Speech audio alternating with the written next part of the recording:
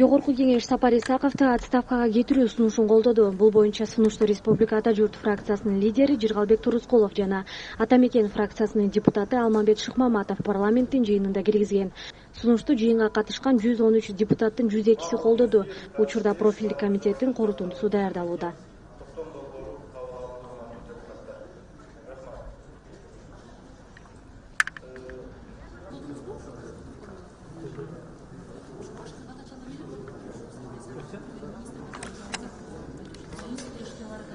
Мындай да катачылыктын бар нерсе чындап эсептесек, мен жалгыз сөзүм пикирим да. Өзүмдүн пикирим боюнча айтсам, Сапар Исаков Жумакадырович жумушка келгенден баштап, премьер-министрге келгенден баштап көптөгөн мындай кырдаал жаралды да.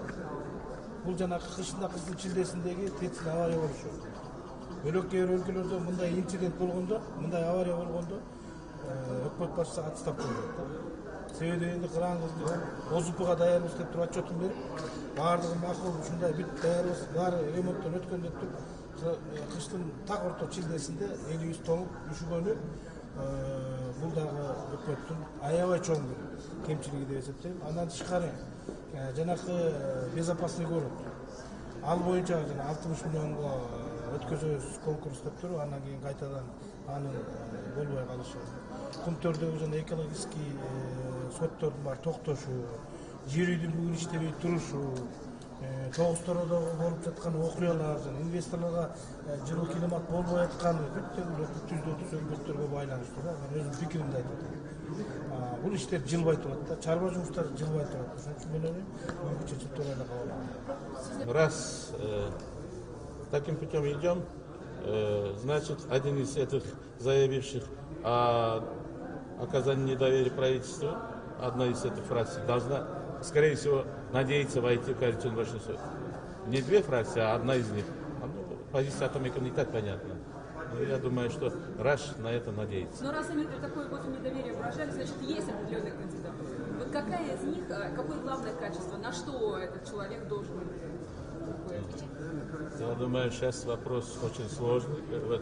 И вопрос сложный, и период сложный, потому что сейчас уже это недоверие есть и осложнение отношений политических сил.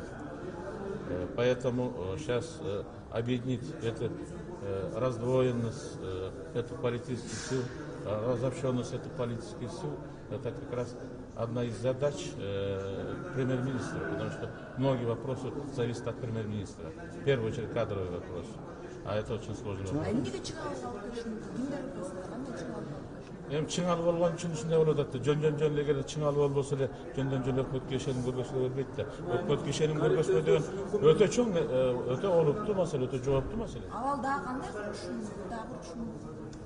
Абал курчутпаш ошол келе турган премьер-министрдин байланыштуу да. Чың алуу жөнүндө айтып кетесизби? Аны менден жакшы силер билесиңер, аны менден эмне кылып сурасың? Сурап эмне кыласыңар? Чиновник, скажите, пожалуйста, ваша личная позиция по поводу